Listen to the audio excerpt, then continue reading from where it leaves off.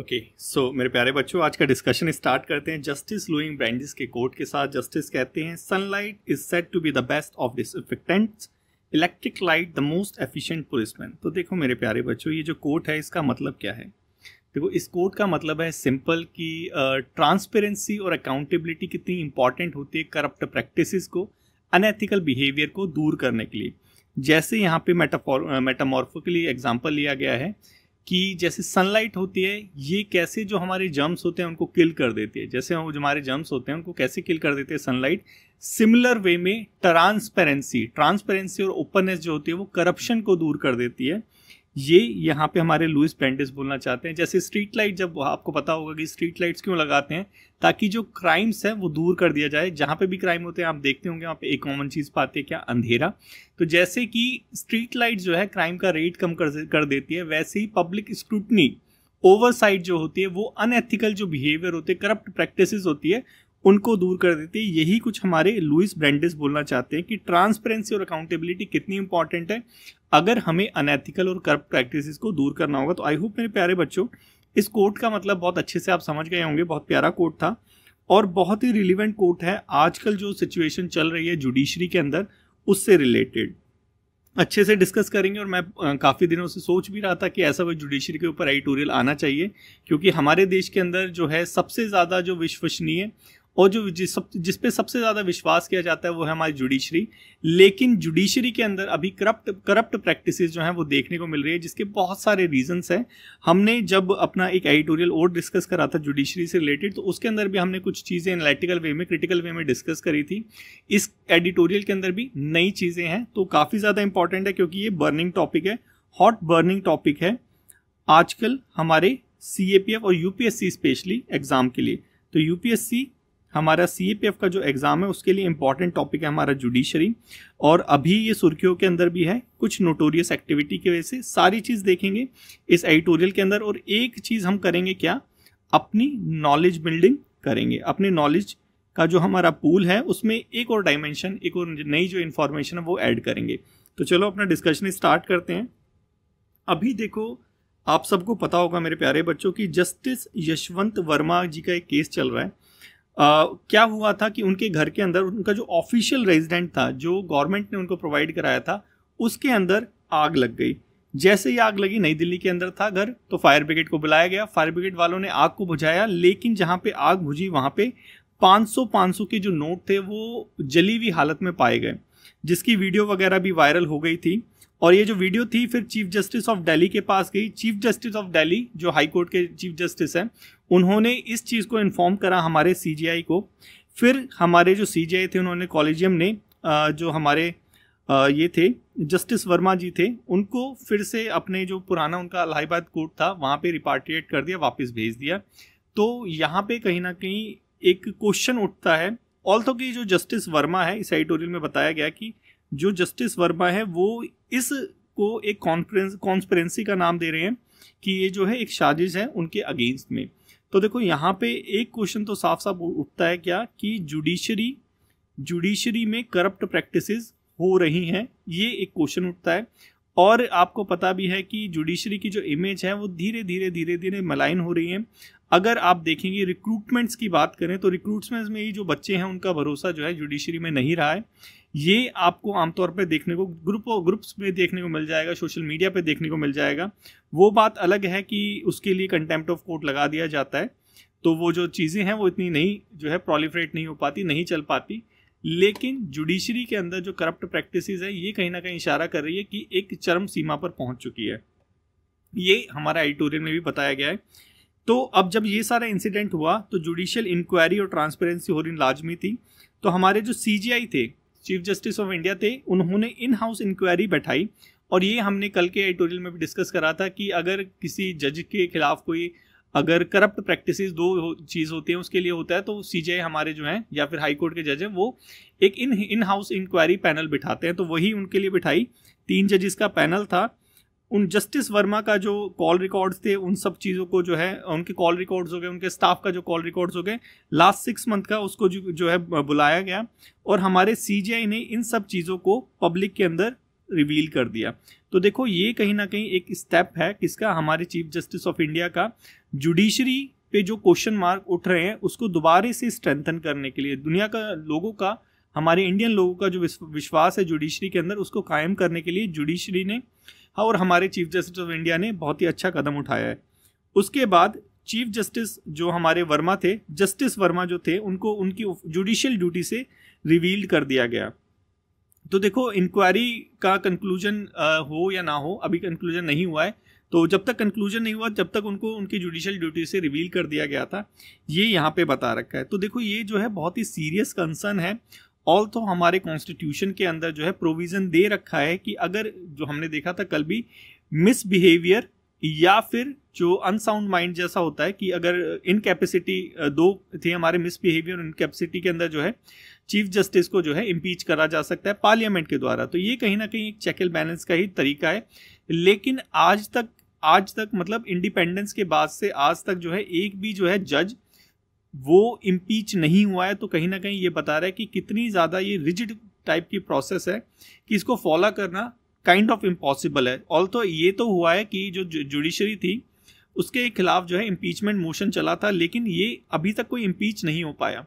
तो देखो ये अपने आप में जो प्रोसेस है कितनी टफ है ये बता रही है। इसी की वजह से जो है जुडिशरी बहुत ज़्यादा सेफ फील करती है और ये सारे जो इंसिडेंट है अब देखने को मिल रहे हैं जुडिशरी के अंदर। तो देखो गवर्नमेंट का क्या रिस्पॉन्स है इसमें, यहाँ पे बता रखा है गवर्नमेंट का क्या रिस्पॉन्स है। गवर्नमेंट आप सभी को पता है हमेशा ट्राई करती है किसके लिए, कि जुडिशरी जो है इसको कंट्रोल कर ले। वही चीज़ यहाँ पे जुडिशरी भी कर रही है। जुडिशरी अब जो जुडिशियल अपॉइंटमेंट होती है उसको कंट्रोल करना चाहती है इस पर्टिकुलर इंसिडेंट का सहारा लेके। वाइस प्रेसिडेंट जो है हमारे, उन्होंने सारे ही पॉलिटिकल लीडर्स को जो है बुलाया और रिकंसीडर करा नेशनल जुडिशियल अपॉइंटमेंट कमीशन को, जिसको हमारे सीजीआई ने जो है अनकॉन्स्टिट्यूशनल ठहरा दिया था, स्ट्रक डाउन कर लिया था हमारे सीजीआई ने 2015 के अंदर। ये यहाँ पे भी बता रखा है, ये हमने कल भी देखा था। ठीक है, तो ये कहीं ना कहीं अब गवर्नमेंट क्या करना चाहती है, गवर्नमेंट बेसिकली जो है ये जो है हमारे नेशनल जुडिशियल अपॉइंटमेंट कमीशन है, इसके अंदर गवर्नमेंट का रिप्रेजेंटेटिव हो, ताकि जो अपॉइंटमेंट प्रोसेस है उसमें सिर्फ जुडिशरी ना रहे, दूसरी जो हमारे ब्रांचेज हैं वो भी रहे, जैसे एग्जीक्यूटिव, जैसे हमारे लेजिस्लेचर। तो ये यहाँ पे बताया गया है। तो आई होप मेरे प्यारे बच्चों, ये तो हमने कल भी डिस्कस करा था कि जो जुडिशरी है वो कॉलेजियम सिस्टम उसमें करता है। कॉलेजियम सिस्टम पे हमेशा क्वेश्चन मार्क उठते हैं नेपोटिज्म के, भाई भतीजावाद के, कि ना तो ट्रांसफर में ट्रांसपेरेंसी है, ना ही जो है जुडिशरी जो जज बनाती है सुप्रीम कोर्ट के, ना ही उसमें ट्रांसपेरेंसी है। तो देखो इस ट्रांसपेरेंसी को लाने के लिए, या फिर कह लीजिए कि हमारी गवर्नमेंट ने प्रयास पहले भी किया है लेकिन स्ट्रक डाउन कर दिया, अब दोबारा गवर्नमेंट के पास मौका है इस चीज़ को करने का। जुडिशरी और गवर्नमेंट की हमेशा जो है लड़ाई देखने को मिलती है, ये आपको भी पता है। होता क्या है, देखो हमें पता है कि कॉलेजियम सिस्टम जो है बाइंडिंग है गवर्नमेंट के ऊपर, लेकिन गवर्नमेंट क्या करती है, उस बाइंडिंग सिस्टम को डिले करती रहती है। यही गवर्नमेंट करती है, इसी द्वारा जो है ये जो है जुडिशरी में अपॉइंटमेंट डिले होती रहती है। यही चीज़ यहाँ पे बता रखा है, डिले और इग्नोर करती रहती है जुडिशियल अपॉइंटमेंट को। देखो रिजेक्ट तो वो कर नहीं सकती क्योंकि बाइंडिंग है, लेकिन इग्नोर कर सकती है, डिले कर सकती है, यही होता है। अब इसकी वजह से क्या होता है कि जो कॉलेजियम है वो भी क्या करता है, उसी कैंडिडेट को जो है कैंडिडेट का सजेशन भेजता है जो हमारी पॉलिटिकल पार्टी के जो व्यूज़ हैं उसके साथ अलाइन होती है, उसके इंटरेस्ट के साथ अलाइन होती है। तो देखो ये तो अपने आप में ही जो एडिटोरियल में बता रखा है, ये एक अपने आप में क्या है कि जो कॉम्प्रोमाइज़ कर रही है हमारा कॉलेजियम सिस्टम भी अपने इंटीग्रिटी के साथ, वो चीज़ यहाँ पे बता रही है कि गवर्नमेंट के जो व्यूज़ हैं उसके साथ जो अलाइन करता है उसका नाम रिकमेंड करती है, ऐसा एडिटोरियल में बताया गया है। तो देखो यहाँ पे ये भी बता रखा है कि कॉलेजियम के पास जब ऐसा होता है तो कॉलेजियम के पास कुछ रास्ता नहीं बचता, और फिर वो ऐसे ही जो जज है उसका नाम रिकमेंड करती है, जो गवर्नमेंट फेवर करता है, गवर्नमेंट को फेवर करता है जो जज, और फिर उसका अप्रूवल हो जाता है और फिर वो जो जज बन जाता है। फिर वो जज बन जाएगा तो उसके बाद देखो सारी जो चीज़ें होंगी वो कैसी होंगी, गवर्नमेंट के फेवर में होंगी। तो यही जो चीज़ है कंसर्न, यही जो चीज़ है वो जुडिशरी की इंडिपेंडेंस के ऊपर जो है क्वेश्चन मार्क उठाता है। तो ये सारी चीज़ें एडिटोरियल के अंदर डिस्कस की गई है, और यही सारी शायद इन्हीं बातों के पीछे जो है, ये जो रीजंस हमने देखे अभी, इन्हीं रीजंस का रिजल्ट है हमें जो जस्टिस वर्मा के घर में 500 के नोट पाए गए। जो ये कहीं ना कहीं जो है जुडिशियल करप्शन जो हो रहा है उसको कहीं ना कहीं हमारे सामने लेके आ रखा है, ठीक है, सामने हमारे रख रहा है। अब करना क्या चाहिए, देखो एक चीज़ तो हमें समझ आ गई, हमने पहले भी देखा था क्या कि जो कॉलेजियम सिस्टम है जो हमारा कॉलेजियम सिस्टम है, एक तो उसमें क्या है, भाई भतीजावाद नेपोटिज्म देखने को मिलता है। क्यों? क्योंकि हमारे CGI हो गए और जो 4 सीनियर मोस्ट जजेस हैं जो हमारे कॉन्स्टिट्यूशन के अंदर बता रखा है, और तो ये जो था ये कॉन्स्टिट्यूशन के अंदर मेंशन नहीं था, इसको बाद में लाया गया, ये जुडिशियल इंटरवेंशन है। जैसे हमारा केशवानंदा भारती केस के अंदर बेसिक स्ट्रक्चर आया था, सिमिलर वे में ये वैसा ही है। तो हमारे CGI और 4 जो हमारे सीनियर मोस्ट जजेस हो गए, ये कहीं ना कहीं कॉलेजियम सिस्टम को बनाते हैं और फिर उसके बाद जो है रिकमेंड करते हैं, ट्रांसफर हो गया, अपॉइंटमेंट हो गया, वो सारी चीज़ें। तो कहीं ना कहीं यहाँ पे जो चेक एंड बैलेंस होना चाहिए वो यहाँ पे हमें दिखता नहीं है।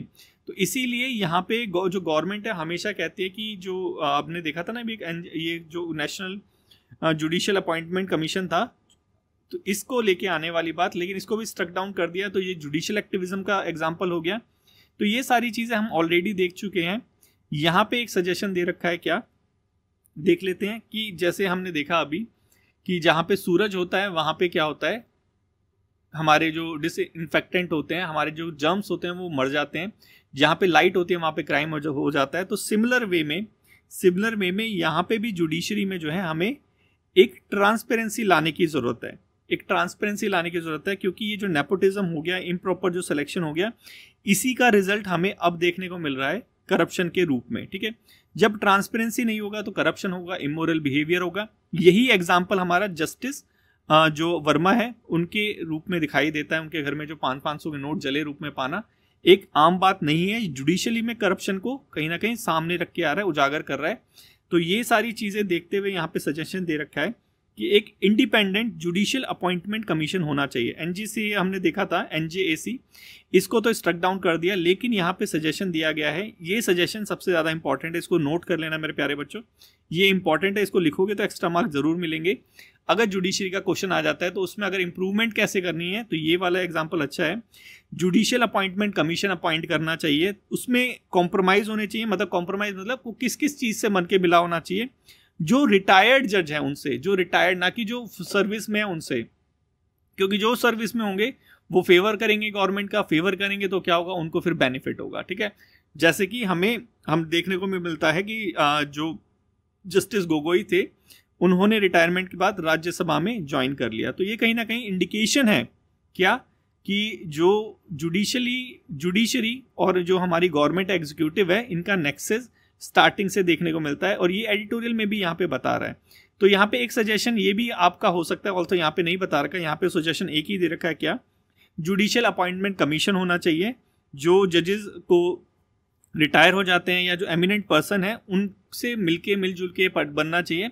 कहीं ना कहीं वही सारी चीज़ कि हमारा जो चेक एंड बैलेंस का कॉन्सेप्ट है उससे मिलके हमारे जुडिशियल अपॉइंटमेंट कमीशन होना चाहिए, ताकि ये जो ग्रोइंग जुडिशियल करप्शन हो रहा है ये रोका जा सके। क्योंकि हमारी जो इम्पीचमेंट प्रोसेस है ये काइंड ऑफ इम्प्रैक्टिकल है, इसीलिए जो है अभी तक एक भी जो जज है वो नहीं अब तक इम्पीच हो पाया है। यही मैंने अभी भी डिस्कस करा था, एडिटोरियल में भी यही बता रखा है। सजेशन यहाँ पे एक और ऐड कर सकते हो, क्या, कि एक कूल इन पीरियड होना चाहिए। कूल इन पीरियड जैसे कि लेट्स से अगर कोई जज जो है रिटायर हो जाता है तो अगले 2 साल तक या फिर 3 साल तक जो है वो किसी भी पोस्ट पे, किसी भी पोस्ट ऑफ प्रॉफिट पे नहीं जाएगा। ठीक है, तो ये ऐसा कूल इन पीरियड रख के क्या कर सकते हैं हम, ट्रांसपेरेंसी को जो है लेके आ सकते हैं हमारी जुडिशरी के अंदर। तो यही सारी चीज़ें थी, क्या जुडिशरी के अंदर चल रहा है, क्या करप्शन चल रहा है। तो आई होप मेरे प्यारे बच्चों आपको समझ आ गया होगा। पेपर 2 के लिए टॉपिक है, ट्राई करो लिखने का, लिख के अपना ग्रुप में भेजो, और बच्चे लिखते हैं तो उसका रिव्यू करो और खुद भी लिखो, क्योंकि बिना लिखने से काम नहीं चलेगा, लिखोगे तभी कुछ होगा। अगर सोचते हो कि अगर CAPF का एग्जाम क्लियर करना है और नहीं लिखना चाहते, एग्जाम वाले दिन लिख लोगे, तो आपकी भूल है, आपको लिखना ही पड़ेगा। और बच्चों, प्यारे प्यारे बच्चे हैं वहाँ पे लिखते हैं, वो शेयर करते हैं नॉलेज अपनी, तो आप भी शेयर कीजिए, क्योंकि बैठे बैठे तो होगा नहीं। चलो आगे चलते हैं। प्रचंड प्रहार, देखो ये जो MCQs में क्वेश्चन आ रहे हैं, ये जो हमारे डेली डिस्पैच डिस्कशन के अंदर क्वेश्चन जो आ रहे हैं, MCQ वाले की बात कर रहा हूँ, ये काफ़ी इनका जो लेवल है ये टफ लेवल है। ठीक है, तो यहाँ से क्वेश्चन आने के चांसेस है, तो अभी से आदत डाल लो कि डेली जो है MCQs के क्वेश्चन सॉल्व करो, सॉल्व करके जो है कमेंट बॉक्स में कमेंट करो। कमेंट करोगे तो क्या होगा, एटलीस्ट तुम्हारी रिस्पॉन्सिबिलिटी रहेगी, तुम्हारी अकाउंटेबिलिटी रहेगी कि तुम डेली जो है इसके साथ बने हो। ठीक है, और ये तुम्हें एग्जाम में हेल्प करेगा ही करेगा। देखते हैं प्रचंड प्रहार क्या चीज़ है। ये इंडिया की ट्राया सर्विस एक्सरसाइज है। मतलब क्या, कि ट्राई सर्विस एक्सरसाइज हमारी इनमें तीनों फोर्सेस थी, आर्मी थी, नेवी थी, एयर फोर्स थी। कहाँ पे की गई? ये की गई हमारी अरुणाचल प्रदेश के अंदर।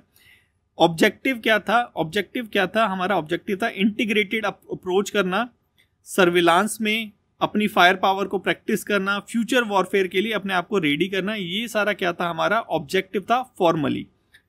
की प्लेटफॉर्म्स क्या से ये सारे देख लेना, हेलीकॉप्टर वगैरह ये सारी चीज़ आती वैसे भी नहीं है, बस यहाँ से थोड़ा सा देखना इसका ऑब्जेक्टिव क्या है, कहाँ पे हुआ था, कौन कौन था, और एक्सरसाइज का नाम क्या है, प्रचंड प्रहार। ठीक है, इतना समझ आ गया। ये है पेपर 2 के लिए। पेपर 1 के लिए क्वेश्चन नंबर 1। ठीक है, ट्राई करो बच्चों, इसको टफ है, ये वाला क्वेश्चन टफ है। देखो तुम्हारा सही होता है या नहीं होता, कल के डिस्कशन में बताऊंगा। दूसरा है नामिस। नामिस क्या है? अभी हमारी जो डिफेंस मिनिस्ट्री है उसने 250 मतलब 2500 करोड़ का जो है एक मिलिट्री प्रोक्योरमेंट करा है कॉन्ट्रैक्ट के अंदर। ये नामिस है। नामिस है क्या? हमारा नाग एंटी टैंक मिसाइल सिस्टम। क्या है ये? नाग एंटी टैंक, इसका नाम थोड़ा सा फुल फॉर्म याद रखना। नाग एंटी टैंक मिसाइल सिस्टम किसके लिए है? हमारी इंडियन आर्मी के लिए है। ठीक है, किसने डेवलप करा है? डेवलप करा है हमारे डीओ ने, डीआरडीओ ने। हमारे डीआरडीओ की एक ब्रांच है डीआरडीएल, उसने डेवलप करा है। और कैसा ये एंटी टैंक मिसाइल है? ये है हमारा fire and forget tank missile. ठीक है, तो ये की इंफॉर्मेशन है जो हमें याद करनी होती है। बाकी तो बोल बचन लिखे होते हैं, उसको पढ़ो ना पढ़ो कोई फर्क नहीं पड़ता, मेन चीज पता होनी चाहिए। क्या चीज है नामिस? नामिस है हमारा एंटी टैंक मिसाइल। किसके लिए है? इंडियन आर्मी के लिए है। किसने बनाया? डीआरडीओ ने बनाया। क्या चीज है? फायर एंड फॉरगेट मिसाइल है, सिंपल चीज। क्वेश्चन नंबर 2 कमेंट बॉक्स में कमेंट करो। ठीक है, ये सारी चीजें पढ़ते रहते हो, वाज वर्ब, ये सारी चीज पढ़ने की थोड़ी ना होती है। पढ़ने की होती है सिर्फ क्या? मेन चीज, मेन कंटेंट पे ध्यान रखा करो, बाकी चीज सारी ऐसे ही लिखी होती है। ठीक है, क्वेश्चन नंबर 2 इसको करो। नेक्स्ट चलते हैं एमएसपी PSS। क्या चीज है ये? देखो अभी गवर्नमेंट ने क्या करा है, थोड़ा जो सब्जी प्याज का इनका थोड़ा सा भाव बढ़ा दिया है। सब्जी प्याज का मतलब वही कि जो एमएसपीज के अंदर जो कवर होती है चीजें, उनका जो है थोड़ा सा रेट बढ़ा दिया है। तो थोड़ा सा देख लेते हैं कि भाई एमएसपी क्या होता है, क्या गारंटी होती है, क्या नहीं होती, क्या चीज कौन करता है, वो सारी चीजें। देखो एमएसपी आप सबको सभी को पता है, मिनिमम सपोर्ट प्राइस। जो गवर्नमेंट है वो मिनिमम मूल्य पे, कि कम से कम किस मूल्य पे जो है अनाज को खरीदना चाहिए, वो गवर्नमेंट डिसाइड करती है, उसे कहते हैं एमएसपी। एमएसपी जो होता है वो किसके रिकमेंडेशन पे होता है? वो रिकमेंड करता है कौन? वो रिकमेंड करता है हमारा commission for agriculture cost and price, मतलब CAPCP जो है वो रिकमेंड करता है किसके लिए, कि कौन सा एमएसपी, मतलब किसका जो प्राइस है वो कितना होना चाहिए, ये कौन रिकमेंड करता है? हमारा CACP ने रिकमेंड करा है। कौन वैसे CACP? देखो CACP हमारा ministry of agriculture farm welfare के अंदर एक अटैच्ड ऑफिस। ठीक है, CACP ने रिकमेंड करा। CACP को चेयर कौन करता है? CACP को चेयर करते हैं हमारे प्रधानमंत्री जी। और जो फाइनल डिसीजन होता है CACP नहीं, ये है हमारा cabinet committee on economic affair. देखो CACP ने रिकमेंड करा, मिनिस्ट्री के पास गया, फिर आएगा हमारा पार्लियामेंट के पास, और यहाँ पे हमारी जो कमेटी है उसके पास आया हमारी cabinet committee on economic affair, जिसको चेयर करते हैं हमारे प्रधानमंत्री जी। ये फाइनल डिसीजन लेंगे कि एमएसपी किस लेवल पे लेके आनी है। समझ आया होगा कि रिकमेंड कौन करता है? सबसे पहली चीज रिकमेंड करता है हमारा CACP। ठीक है, रिकमेंड करने के बाद डिसीजन कौन लेता है? डिसीजन लेता है हमारा cabinet committee on economic affair, जिसको चेयर कौन करता है? हमारा PM, हमारे PM जी इसको चेयर करते हैं। ठीक है, और एमएसपी रिम्यूनेटिव प्राइस है ग्रोअर के लिए। ठीक है, क्रॉप डाइवर्सिफिकेशन, ये सारी चीजें होती हैं, बस ये सारी चीजें। CACP रिकमेंड करता है 12 क्रॉप्स के लिए, और फेयर एंड रिम्यूनेटिव प्राइस किसके लिए दिया जाता है? गन्नों के लिए। ये चीज याद रखना, क्योंकि कभी कभी क्वेश्चन ऐसा पूछ लेता है कि गवर्नमेंट ने जो स्टेटमेंट दे दिया, गवर्नमेंट ने जो है शुगर केन के जो MSP रेट्स हैं वो बढ़ा दिए। ये अपने आप में ही स्टेटमेंट गलत है, क्योंकि MSP जो रेट है वो शुगर केन के लिए नहीं होते, उसके लिए FRP होते हैं। ठीक है, तो स्टेटमेंट का थोड़ा सा ध्यान रखा करो, ऐसे ही स्टेटमेंट में फंसा देते हैं। तो यही यहाँ पे दे रखा है। इसके बाद MSP तो हो गया हमारा, हमने पहले भी डिस्कस करा था। MSP में हमने डिस्कस करा था फॉर्मूला क्या यूज होता है, क्योंकि MSP भी एक फॉर्मूले से डिसाइड होता है। उसमें एक एडिटोरियल में ये डिस्कस करा था, आज वाले एडिटोरियल में हमने डिस्कस कर लिया कि MSP जो है कौन करता है कौन नहीं करता। अब चलते हैं हमारा प्राइस सपोर्ट स्कीम के ऊपर। क्या चीज है? देखो प्राइस सपोर्ट स्कीम जो है वो हमारी सेंट्रल नोडल जो एजेंसी है पल्सेस ऑयल और कोपरा के ऊपर किस रेट में प्रिक्योर करना है वो डिसाइड करती है, वो है हमारा price support scheme. Nodal agency कौन सी है? नोडल एजेंसी है नाफीड और हमारी FCI जहां मैं था कभी, चलो छोड़ो, कुछ नहीं बोलेंगे उसके बारे में। नाफीड और एफसीआई, ठीक है। सीआईएसएफ के बाद मैं एफसीआई में गया था, सोचा कि घर चलते हैं, थोड़ा सा घर में आ गए, लेकिन फिर शांति नहीं मिली। शांति तो अपना पढ़ाने में है, ठीक है। तो नोडल एजेंसी कौन है? नाफीड है हमारा और एफसीआई है। NAFED national agriculture cooperative marketing federation of India, और फिर एफसीआई, दोनों मिलकर ये सारी चीज़ें करते हैं, इंप्लीमेंटेशन वगैरह वो सारी चीज़, ठीक है। बस मेन चीज़ याद रखना, कौन कौन से क्रॉप्स कवर होते हैं, कौन सी नोडल एजेंसी है, बस ये सारी चीज़ें। अब ये क्वेश्चन नंबर हमारा 3 है मेरे प्यारे बच्चों। कमेंट बॉक्स में कमेंट करो, देखो आ रहा है या नहीं आ रहा। अरे आज तो थोड़ा सा छोटा ही था काफ़ी, चलो कोई नहीं। अब देख लेते हैं कल वाले क्वेश्चन, ठीक है। ये क्वेश्चन थोड़ा सा सीरियसली अटेम्प्ट करना है इनको, थोड़ा सा मैंने इसको ट्रिकी बना रखा है, ठीक है। चलो अब चलते हैं हमारा बिसन एन हमने देखा था, sign memorandum of understanding which of the following organization, इसने साइन करा था कैग के साथ, ठीक है। सर्विलांस वगैरह वो सारी चीज़ें, रिपोर्ट वगैरह फाइनल करने के लिए बिसन के साथ साइन करा था मेमोरेंडम ऑफ अंडरस्टैंडिंग हमारे कैग ने, ना कि इसरो ने, ठीक है। अब देखते हैं सेकंड, ये हो गया हमारा इसका आंसर बी, ठीक है। सेकंड देखते हैं, विच of the following statement about UPI transaction is incorrect, मतलब 3 करेक्ट है, 1 इनकरेक्ट है।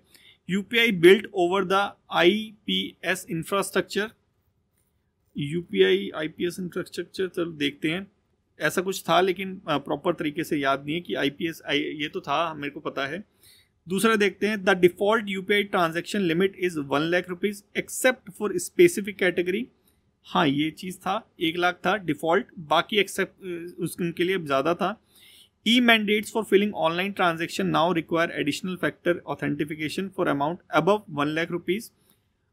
हमने कुछ देखा था 15 लाख था, 15 लाख से 1 लाख तक कर दिया था, मतलब 1 लाख के ऊपर ये जो है एडिशनल फैक्टर लगेंगे ई मैंडेट के ऊपर, बिल्कुल ये भी सही है हमारा।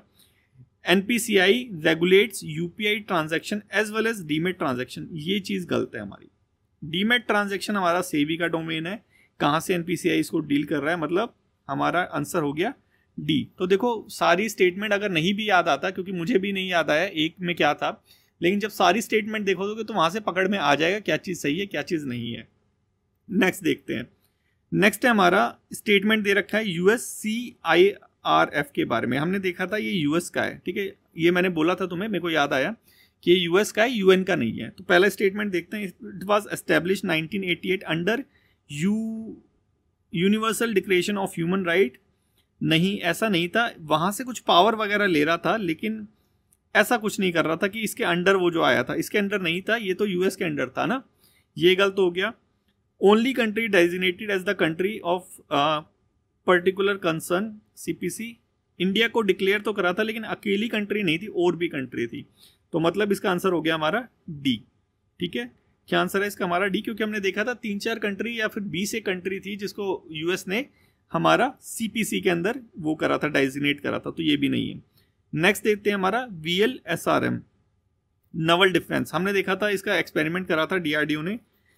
क्या करना है इसका, प्राइमरी रोल क्या है इसका, देखो primary role anti submarine warfare, electronic warfare support, ये तो नहीं हो सकता। Intercepting aerial threat at short range and low attitude, ये था शॉर्ट रेंज का था कुछ, anti submarine warfare. Engaging long term ballistic missile तो बिल्कुल नहीं थी ये। Short range and low attitude aerial threat, हाँ ये मेरे को याद आया, ये क्या थी, सरफेस से एयर मिसाइल थी, याद आया, SRSAM क्या थी, सरफेस से एयर मिसाइल थी। तो एंटी सबमरीन वॉरफेयर कैसे हो सकती है, ये हो ही नहीं सकती, ये गलत हो गया, हमारा सी आंसर सही है। क्यों, क्योंकि ये एरियल थ्रेट को रोकेगी, नवल थी लेकिन ये एरियल थ्रेट को रोक रही थी, ये हमने देखा था। क्योंकि ये जो थी हमारी SRSAM, ये वर्टिकल टेस्ट हुआ था सरफेस से एयर वाला, तो शॉर्ट रेंज थी, लो एल्टीट्यूड थी, एंटी सबमरीन नहीं थी। सबमरीन वो होता है, नवल आ गया तो सबमरीन आएगा, लेकिन सबमरीन नहीं थी। एंटी सबमरीन मिसाइल अलग होती है, ये थी हमारी ये वाली सरफेस से एयर वाली, ठीक है। तो इसका आंसर हो गया हमारा सी। तो देखो थोड़ा सा ये भी क्वेश्चन टफ ही थे, लेकिन थोड़ा दिमाग लगा के करो तो हो जाता है, ठीक है। तो आई होप मेरे प्यारे बच्चों में आपको समझ आ गया होगा। आज के डिस्कशन में बस इतना ही है। Thank you so much for today's discussion.